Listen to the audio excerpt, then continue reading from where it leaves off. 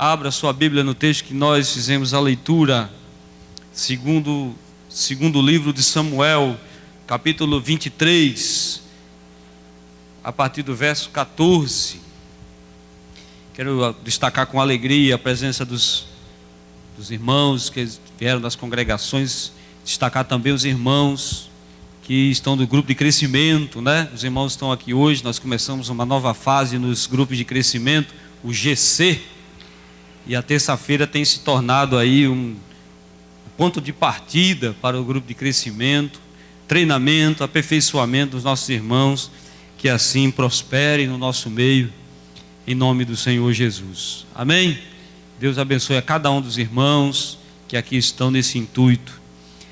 Irmãos, nós fizemos na última terça o início desse sermão, e o texto de 2 Samuel, capítulo 23, do verso 8 até o verso 39, vem trazendo, são crônicas, são as narrativas dos feitos heróicos dos valentes de Davi. Se você é um leitor da Bíblia, você com certeza já deve ter passado nesse texto, ou lá em 1 Crônicas, do capítulo 11, quando também o livro das Crônicas registra os feitos heróicos desses homens. Os valentes de Davi foram as ferramentas que Deus usou para dar apoio a Davi e equilíbrio ao seu reinado. Poucos reis, olhe para cá, foram tão vitoriosos em suas empreitadas bélicas como Davi. Davi conquistou muita coisa, Davi fez o seu nome grande, Deus fez o nome de Davi grande, através de muitas conquistas e vitórias. Mas esse conjunto de valentes que davam esse suporte a Davi, tiveram um papel de extrema relevância no reinado de Davi. E é interessante perceber que do capítulo 23 que nós lemos, do verso 8 em diante, traz feitos heróicos, narrativas grandiosas. Mas esses homens eram homens que se juntaram a Davi na época da perseguição de Davi, que Davi estava sofrendo por Saul. E eram homens que não eram muito honrados, eram desvalidos, eram pessoas de coração amargurado, eram pessoas inexpressíveis. Eram pessoas que a sociedade olhava e de pronto ignorava. Eram pessoas invisíveis. E esses homens se somam a Davi na caverna de Adulão, e a Bíblia diz que Davi se fez líder deles, e a partir daquele momento, Davi passa a imprimir naqueles homens caráter, comprometimento, devoção, e aqueles homens, alguns anos depois, se transformam no exército mais temido daquela época, num exército vitorioso, num exército eficiente. E as características desses homens são citadas aqui no livro das Crônicas, e na última terça nós vimos que eles tinham determinação e coragem. E nós pincelamos os outros termos, e eu não posso, com todo respeito aos irmãos que não vieram na outra terça, não tem como eu ficar preso, senão eu vou cometer a mesma dificuldade que nós tivemos e não conseguimos concluir. Então vou começar a partir do segundo ponto das características dos valentes de Davi, que está do verso 15 ao verso 17. Honra e lealdade. O texto que nós lemos, do verso 14 até o verso 17, a Bíblia diz que Davi estava numa campanha contra os filisteus. Escute, essas duas palavras hoje, elas estão em desuso na nossa nação. Honra e lealdade. Honrar alguém e ser leal a essa pessoa faz com que muitos de nós tema cumprir esse objetivo que o texto está falando. Escute, nós vivemos um momento onde a desconfiança está institucionalizada, a desconfiança é generalizada. Então é comum fazer as pessoas não confiarem umas nas outras. É comum as pessoas exigirem, por exemplo, que se assine certos documentos em detrimento da sua própria palavra. Olhe para cá, às vezes a palavra da pessoa não vale muita coisa, porque o clima é de desconfiança. Se alguém lhe faz uma gentileza, você fica desconfiado. Se alguém oferece alguma coisa a você, você fica desconfiado, você fica com medo que seja um golpe. É assim, irmãos? Amém? Então, a honra e a lealdade são palavras que estão em desuso hoje por causa desse clima de falsidade e de deslealdade. É comum hoje os homens quererem atropelar princípios para levar vantagem. É comum hoje algumas pessoas quererem subir nas suas costas para se darem bem, se aproveitarem da inocência dos outros. Então, honrar alguém é muito difícil, porque algumas pessoas podem achar que estão sendo usadas, estão sendo abusadas. Então, dificilmente uma pessoa vai honrar outra ou ser leal a outra. Na melhor das hipóteses, quando faz isso, ele é chamado de bajulador. Ou num vocabulário bem comum nosso, babão. O texto que está aqui diante de nós, a Bíblia diz que Davi estava liderando esses homens. Davi estendeu a mão para eles, Davi os ajudou, Davi os pegou no momento de adversidade e transformou, os treinou, os preparou, e eles agora devem isso a Davi. Eles eram desvalidos e agora são os valentes. E aí Davi, em campanha contra os filisteus, o texto diz que Davi estava cercado e havia um vale inteiro tomado de filisteus, e a distância entre a caverna, porque o texto fala que ele estava na porta da fortaleza, a fortaleza que a Bíblia fala aqui é a caverna em que ele estava. Então, da caverna onde ele estava a Belém, tinha aproximadamente 15 quilômetros, e desses 15 quilômetros era um vale. Se você chegar hoje na cidade do Recife, você vai ter alguma dificuldade de ver alguns bairros do Recife, porque o relevo do Recife é feito de montes. Se você chegar em cidades como Maceió, por exemplo, você vai ter dificuldade de ver a plenitude da cidade, porque a cidade é feita de montes. A cidade que eu nasci fica incrustada num vale. Então, quando você vai chegando a Campina, para que dá a entrada à cidade de Mossoró, você vê a cidade praticamente toda, porque ela está sentada sobre um vale.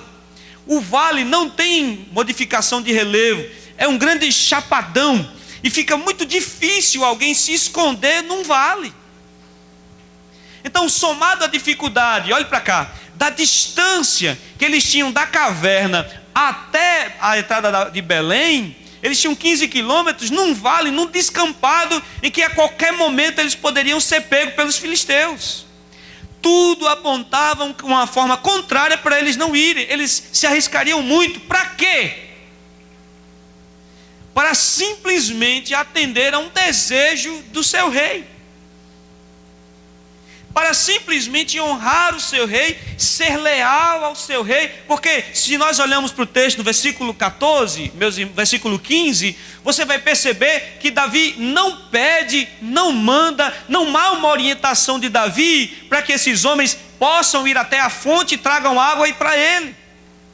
Ele deseja, ele suspira, ele diz no verso 15: quem me dera beber da água do poço que está junto à porta de Belém. Ele suspira, e aqueles homens que são leais a ele e que desejam honrá-lo, eles enfrentam esse batalhão de filisteus pelo simples fato de pegar essa água, olhe para cá, e honrar o seu rei. Isso é honra e lealdade.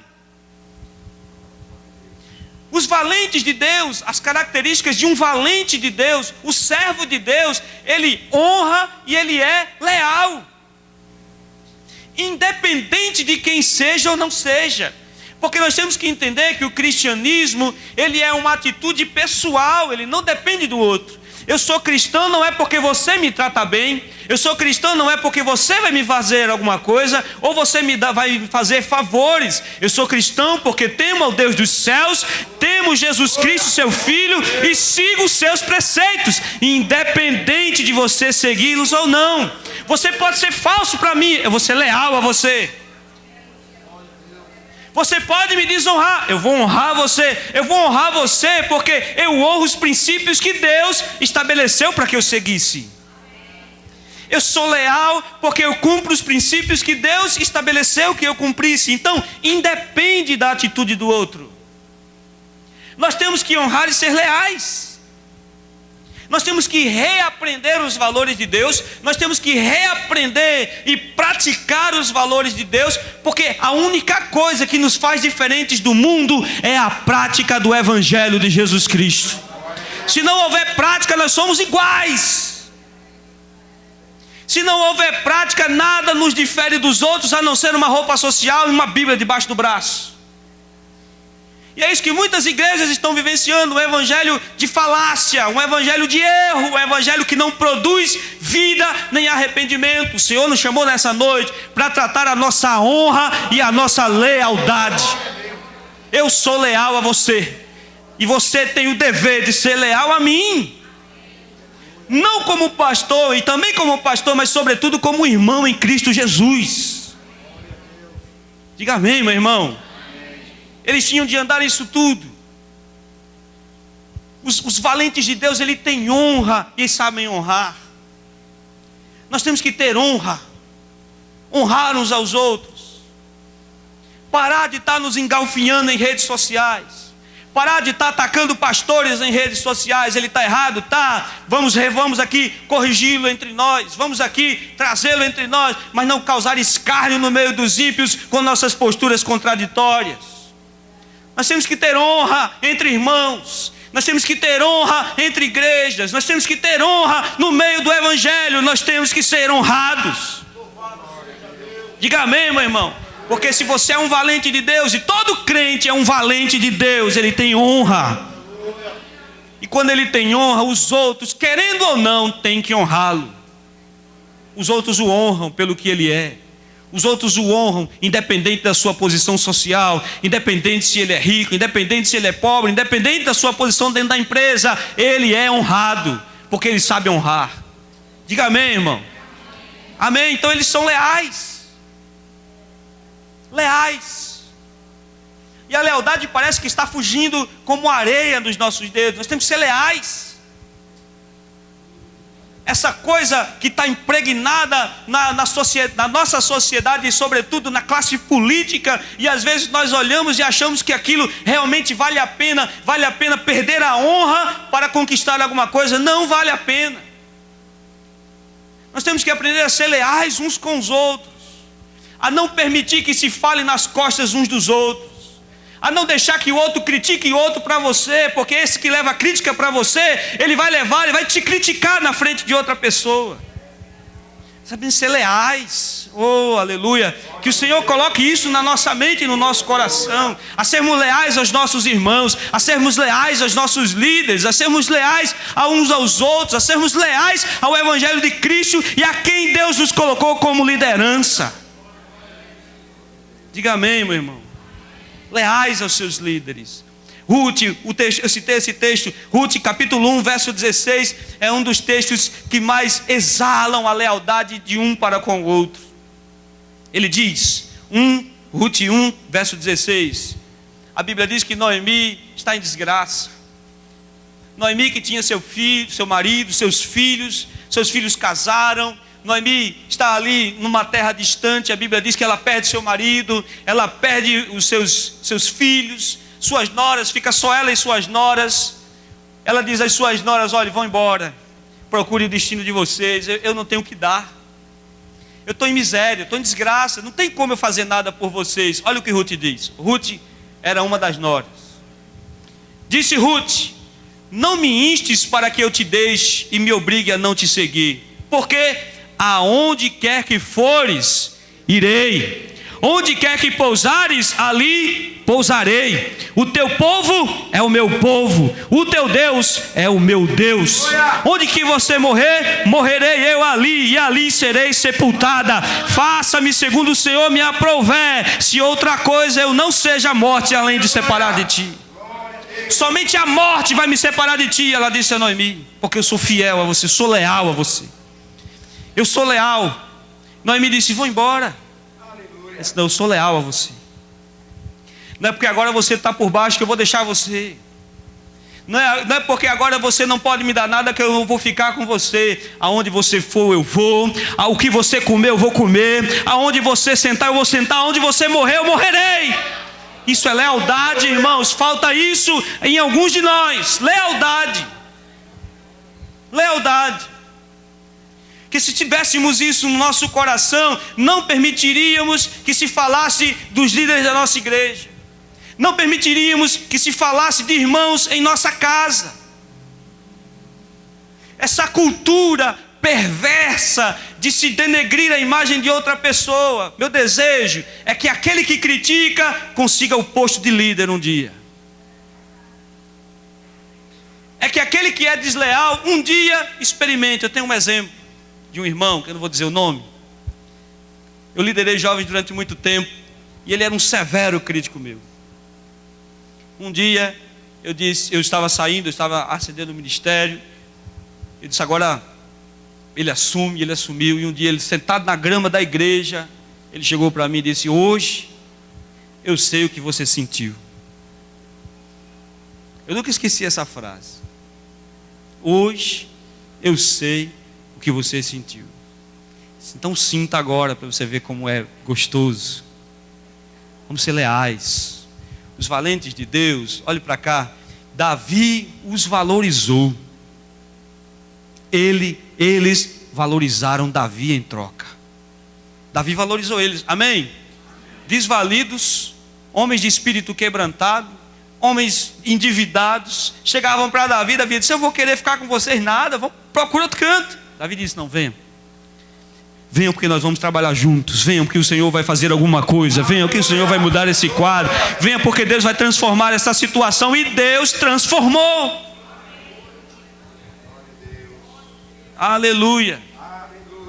E é interessante, irmãos, perceber que quando eles trazem a água para Davi, eles bebem a água, mas quando eles trazem a água para Davi, Davi diz, eu não vou beber. Eu não vou beber, não é porque eu não esteja desejoso, eu não vou beber, porque grande foi a honra que esses homens me deram. E a Bíblia diz que ele oferece aquela água como libação ao Senhor. Não havia nada mais importante do que isso para uma oferta. Aleluia. Ele honrou os seus. Diga amém, irmão. Temos que nos honrar, temos que nos amar, temos que ser leais. Leais. E é interessante que o livro de Provérbios diz, leais são as feridas daquele que ama. Agora tenha cuidado com o beijo do enganador. Quem sempre diz, olhe para cá, que você está sempre certo, sai de perto dessa pessoa. Porque ele está sendo falso com você.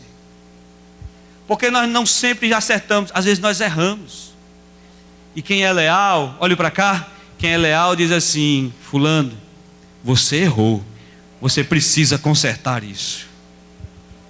Diga amém, meu irmão. Amém. Coragem sem honra e lealdade é vazio, é brabeza. Coragem sem honra é brabeza. É chutar lata, é chamar os outros para tapa, isso não é coragem.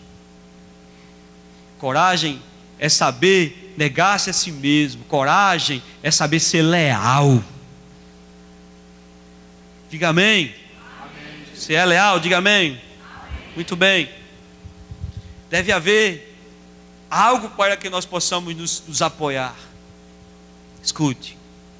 Tem uma frase do pastor Martin Luther King Jr. Ele dizia, se você ainda não encontrou uma causa pela qual vale a pena morrer, você ainda não achou a razão de viver. Ou seja, algo que dê sentido. O Evangelho dá sentido àquilo que fazemos. Amém, irmão? Você entende isso? Diga amém. O Evangelho dá sentido à honra. O Evangelho dá sentido a honrarmos uns aos outros. Por quê? Porque Cristo ordenou que fôssemos um. E a Bíblia diz que nós temos que olhar para o nosso irmão como se ele fosse o nosso superior. Ou seja, honrá-lo. Já pensou se você... Olha para o irmão que está do seu lado aí. Já pensou se ele fosse seu patrão?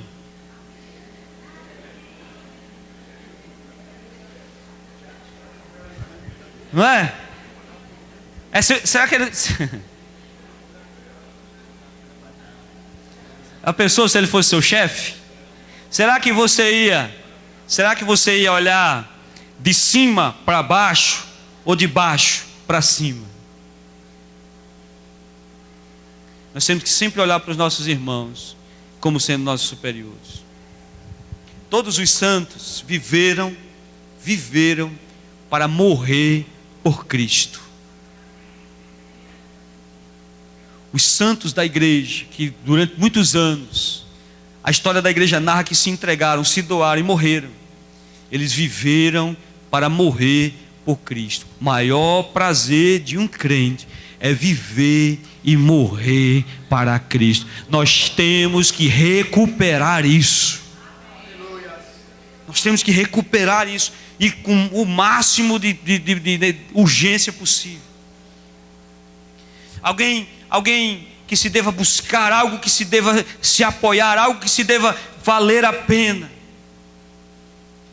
Então só vale a pena, meus irmãos, atingir certos momentos da nossa vida se for com esses princípios. Diga amém.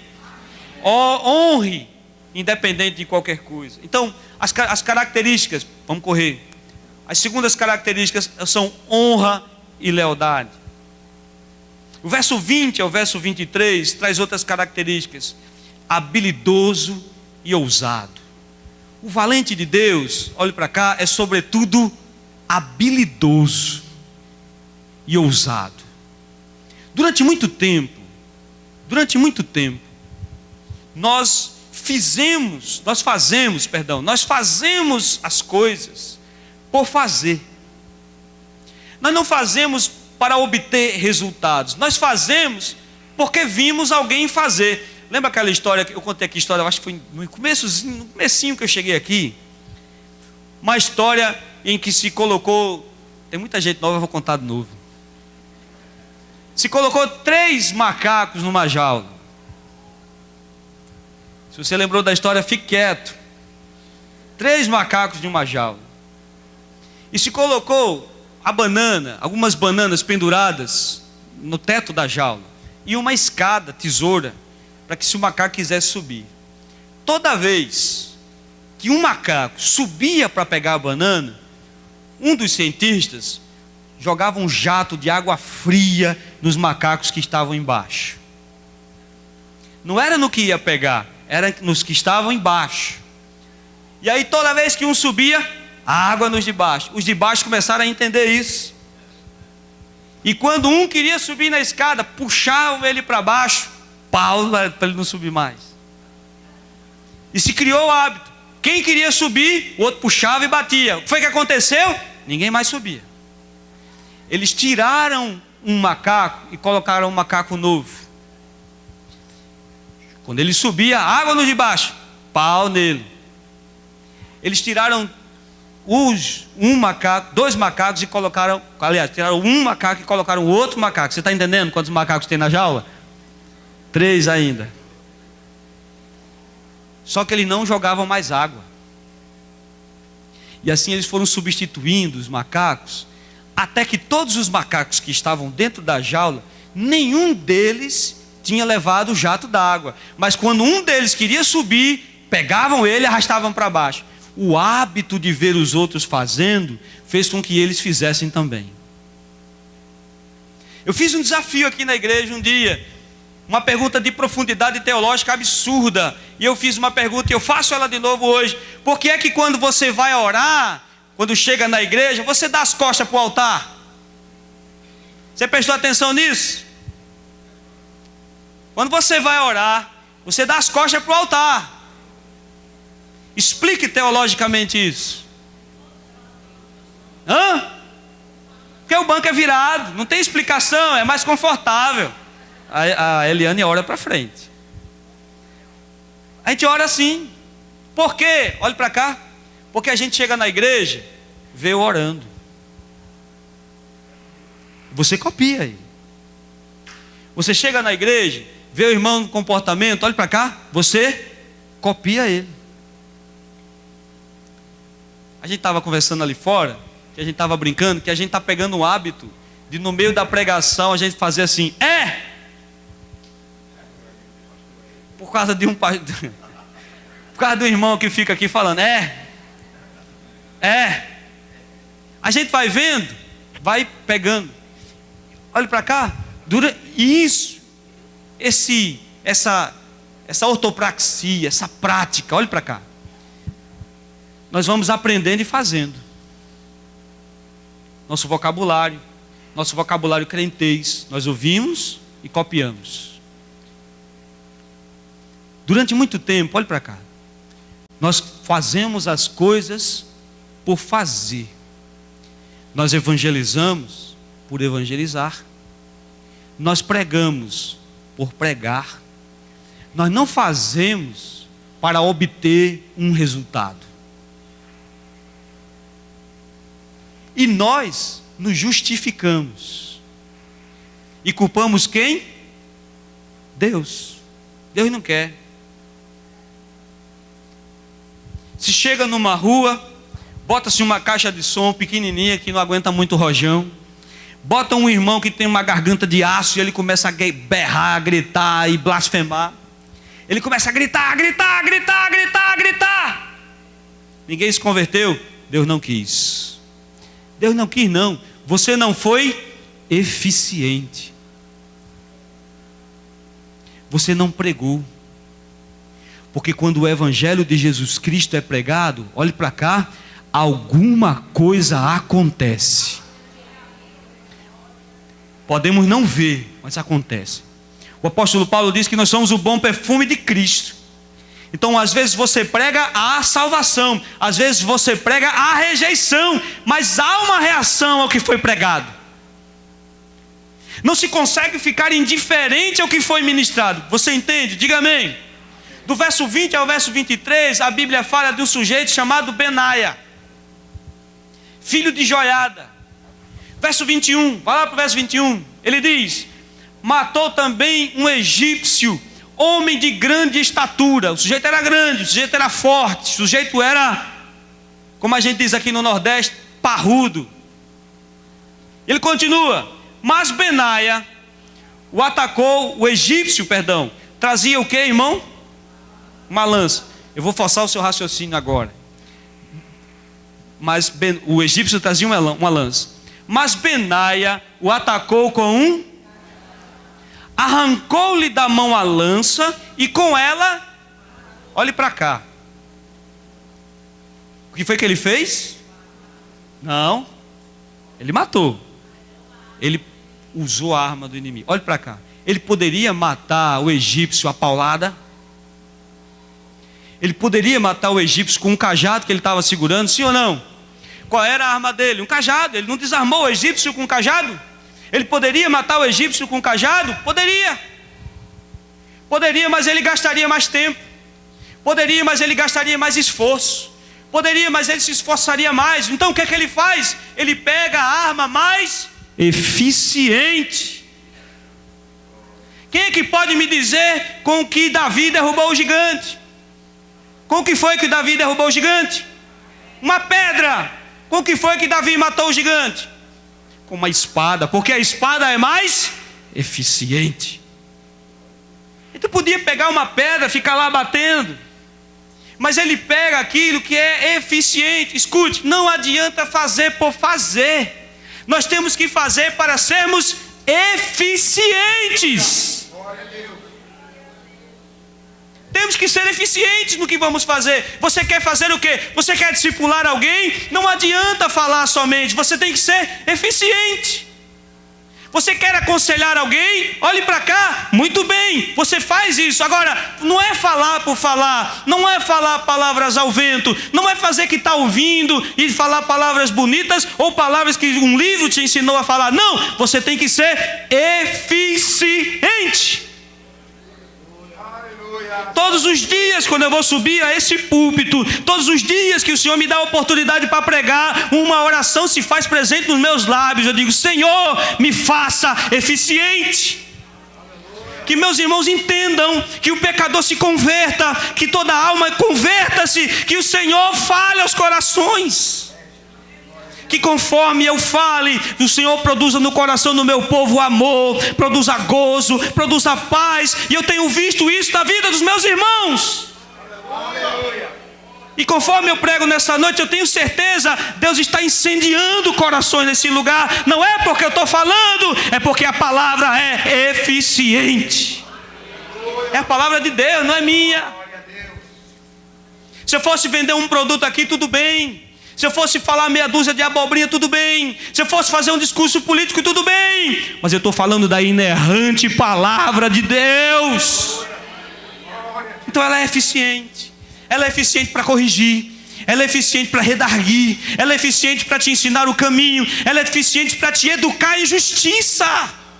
Você não é mais o que era quando começou a caminhar com Cristo. Porque a palavra é eficiente. Diga amém, meu irmão. Então não adianta fazer por fazer. A gente podia fazer um retiro de casais. Vamos fazer um retiro de casais agora, no dia 20. Poderíamos fazer um ajuntamento aí de 200, 300 pessoas. Poderíamos.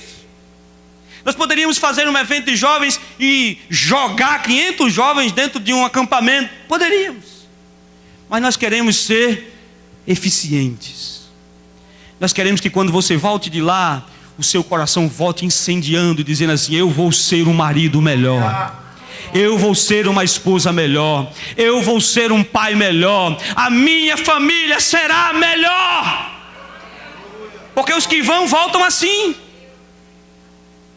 A minha oração é que quando eu termino esse sermão, você saia daqui dizendo assim: eu agora vou ser um crente melhor. Eu nunca mais vou fazer do mesmo jeito. Eu quero ser eficiente para Deus. Porque Isaías 55:11, o Senhor diz: assim será a palavra que sair da minha boca. Não voltará para mim vazia. Fará o que me apraz e prosperará naquilo para que a designei. Você faz por fazer? Se você faz por fazer, Deus te trouxe aqui para te dar um recado. Não faça por fazer. Amole o seu machado, porque Deus vai fazer grandes coisas através da sua vida. Não adianta ficar batendo com o machado cego. Não adianta ficar batendo de um lado para o outro. Não adianta querer derrubar uma árvore com uma serrinha de pão. Deus vai te dar a ferramenta necessária. Agora, quando Ele te der, olhe para cá. Seja eficiente naquilo que você vai fazer. Faça. Aleluia. E Deus nos faz sábios para escolher a melhor forma e o melhor caminho. Você concorda comigo? Diga amém. Ele nos faz sábios. Porque é interessante perceber, irmãos, que quando Davi foi chegando ao acampamento e ele viu aquele filisteu incircunciso gritando do outro lado, ele, pelo ímpeto do vigor de Deus no seu coração, ele disse: eu vou lutar contra ele, contra esse incircunciso. Eu vou lutar contra ele. E aí o pessoal se anima: alguém vai morrer por nós. Davi pequenininho. Saul disse: você vai, mas eu vou te preparar.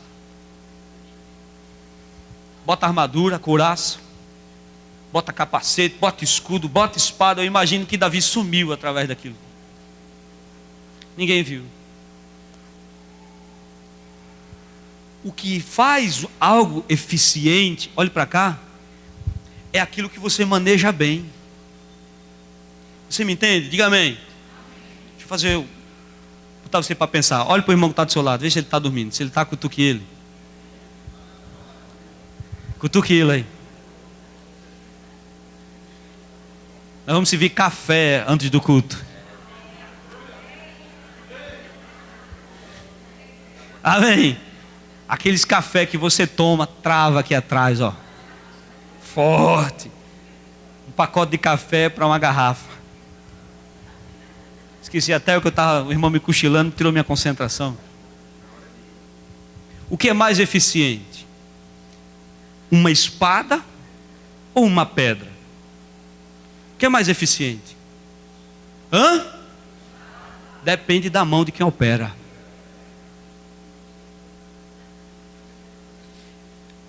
Uma pedra na mão de Davi derrubou Golias. A espada na mão de Golias não teve efeito nenhum. A mão que opera dá eficiência à ferramenta que Deus dá. Diga amém. Você entendeu isso? Diga glória a Deus. Então não importa o que você tenha na mão, se foi Deus que deu, vai ser eficiente. Talvez você não cante. Talvez você cantando, você mais desvie do que salve. Mas você ora.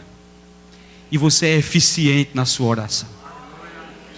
Talvez você não seja pregador de púlpito. Talvez você não seja eloquente na oratória, na homilia. Enfim, talvez você não seja.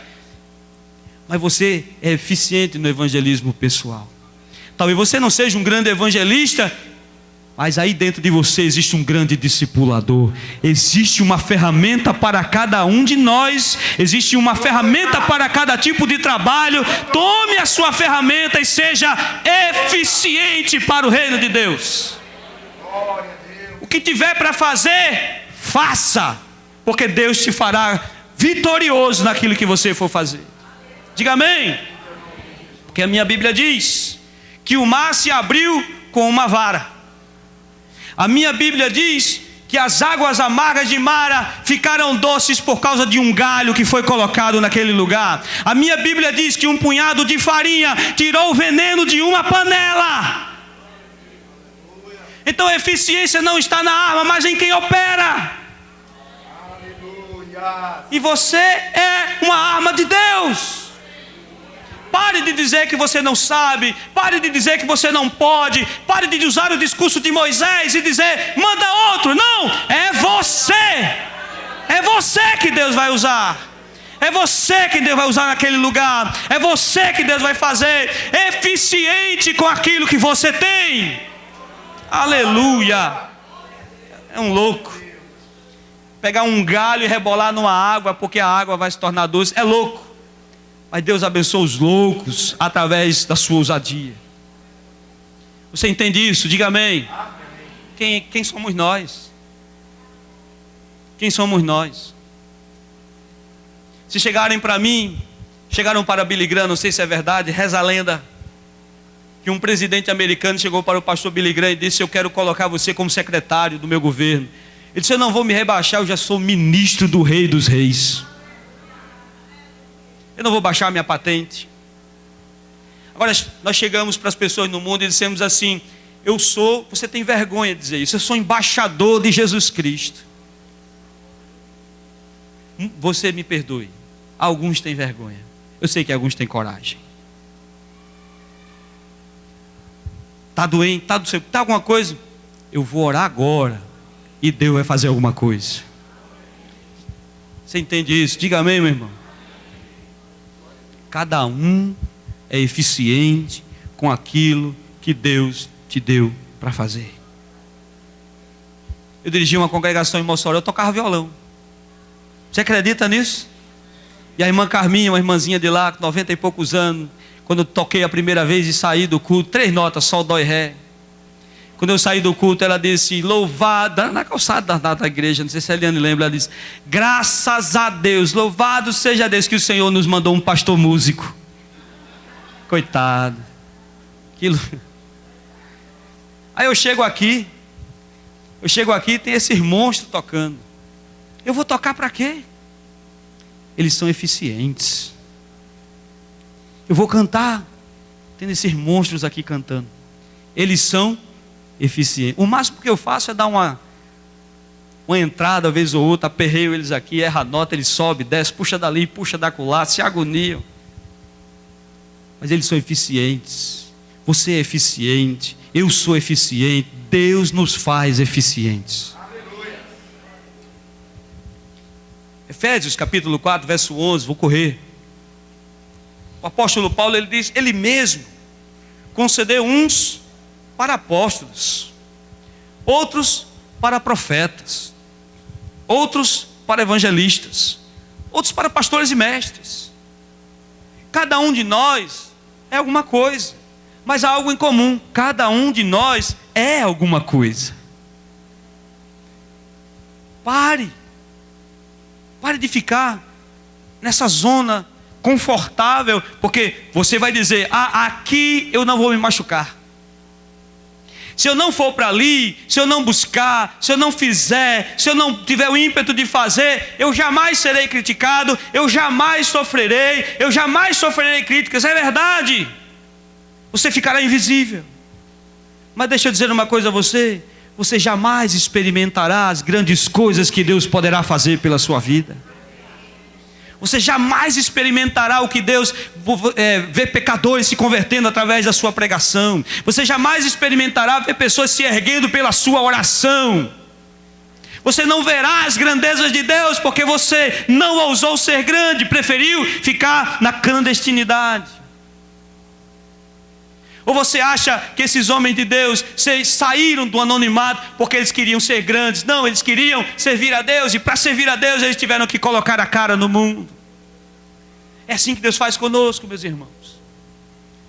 É assim que Deus faz conosco.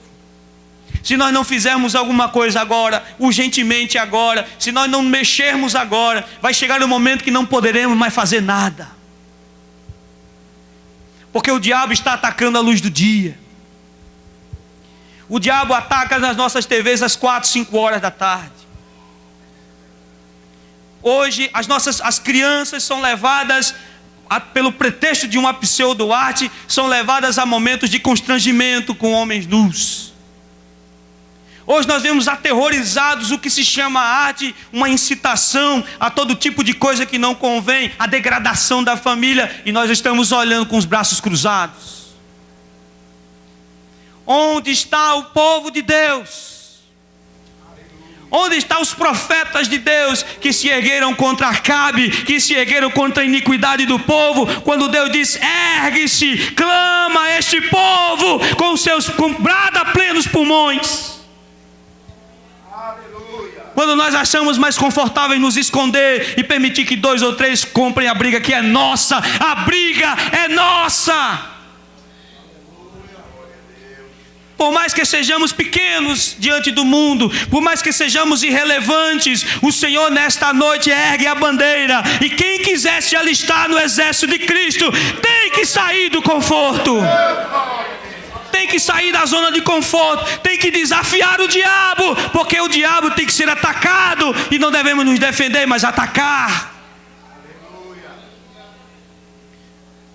Temos que ser a geração que tomou de volta as rédeas, e não ser contado como uma geração de covardes que ficou olhando e ficou com os braços cruzados. Faça alguma coisa, escolha um alvo, se aperfeiçoe nele, seja eficiente.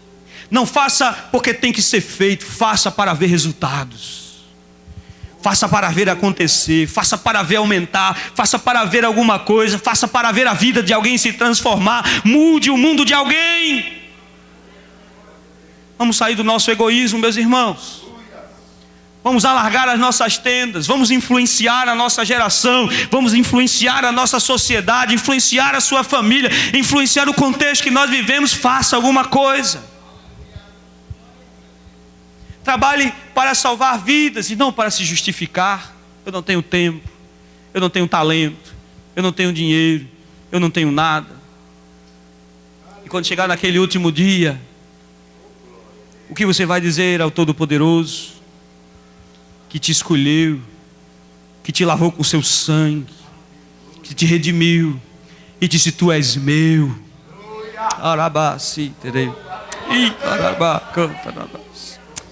Que Deus tenha misericórdia de nós, que Deus tenha compaixão de nós, que Deus se compadeça da nossa fraqueza, que Deus se compadeça do nosso medo, que Deus se compadeça do nosso temor pelas críticas. Eu não quero nem olhar para quem me critica, eu não quero nem olhar para quem tece contra mim, eu não quero olhar para nada disso. Eu quero seguir para o alvo, eu quero fazer alguma coisa, eu quero ser eficiente para o reino. Ore, mova-se, coloque isso como uma questão de honra. Deus honrará o seu esforço, Deus honrará onde você estiver. E eu não estou falando de casa, não estou falando de mansão, não estou falando de carro, eu estou falando de ser lembrado pelo Rei dos Reis. Cada um deve usar o que tem para ser eficiente. Repito, Saul queria que Davi usasse uma armadura, uma espada. Talvez se eu colocar essa espada na sua mão, ela caia. Mas talvez aí onde você está, com um badogue na mão, como nós chamamos no Nordeste, uma baladeira na mão, você derruba o gigante. Você alcançará vidas que o pastor nunca alcançará. Por mais que tenhamos Facebook, por mais que tenhamos YouTube, por mais que tenhamos a parte gráfica da igreja, jamais algumas vidas que você tem contato eu alcançarei. Eu vejo esforço dos irmãos, esforço em fazer culto, em fazer alguma coisa, mas ninguém alcançará como você alcança. Você entende isso? Diga amém, meu irmão. Seja ousado. Seja ousado. Seja habilidoso com o que você tem. Deus te chama para ser um de seus valentes. Deus chama você hoje, olhe para cá, para ser um dos seus valentes. Para brandir a sua espada e decretar que esta terra pertence ao Senhor Jesus Cristo. E não vamos criar o argumento, está pior, vai ficar pior. É porque o povo é ruim. Porque isso é aquilo mesmo. Não, vai ficar assim mesmo. Quando você olha a Bíblia, você vai ver que Israel viveu momentos terríveis, politicamente falando. Israel foi invadida várias vezes. Um sujeito chamado Antíoco Epifânio profanou o templo, sacrificou um porco no altar.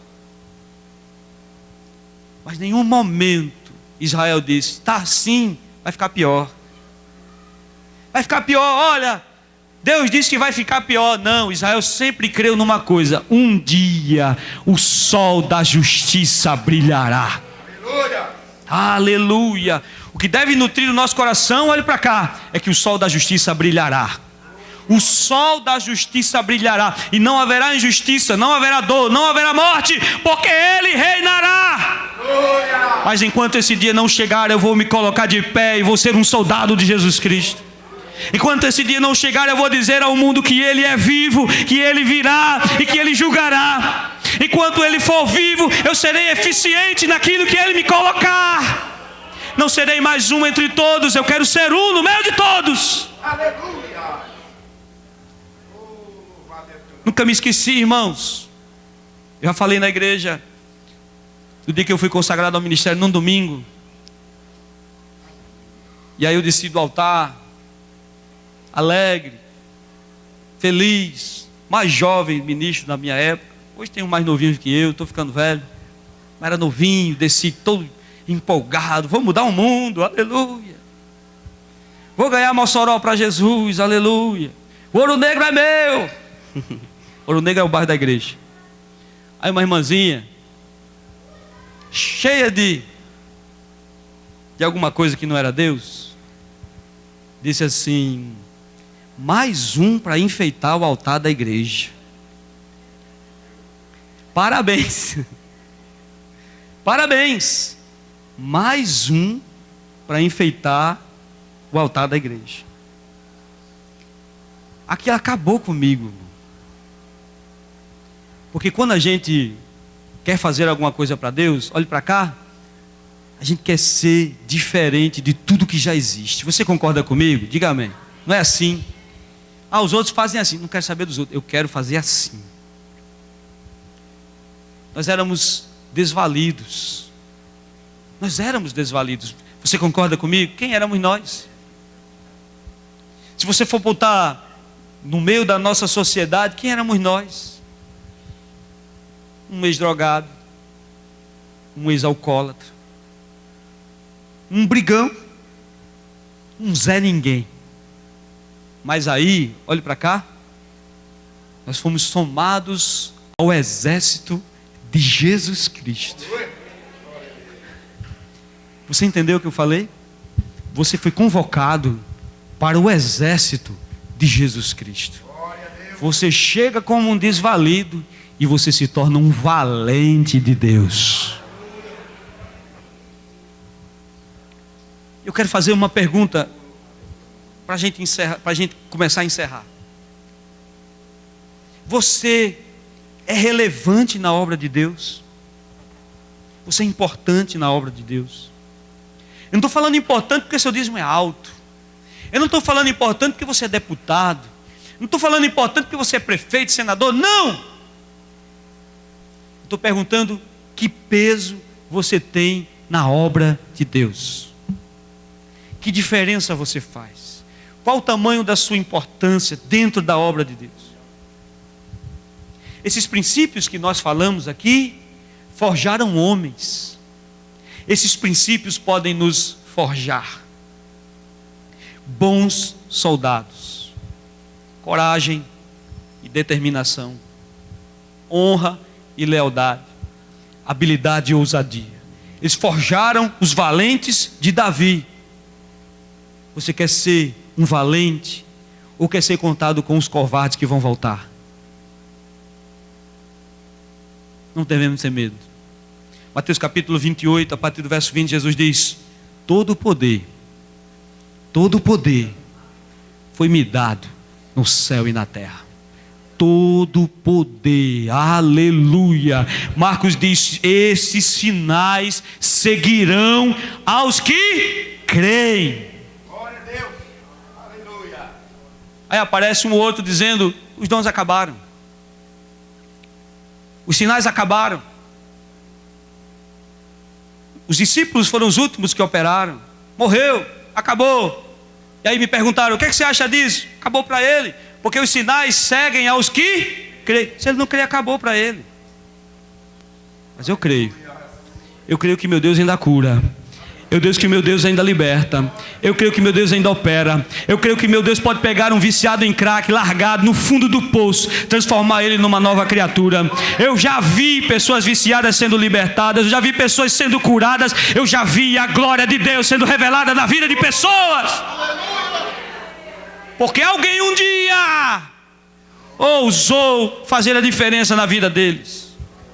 Porque alguém ousou um dia pregar para um viciado.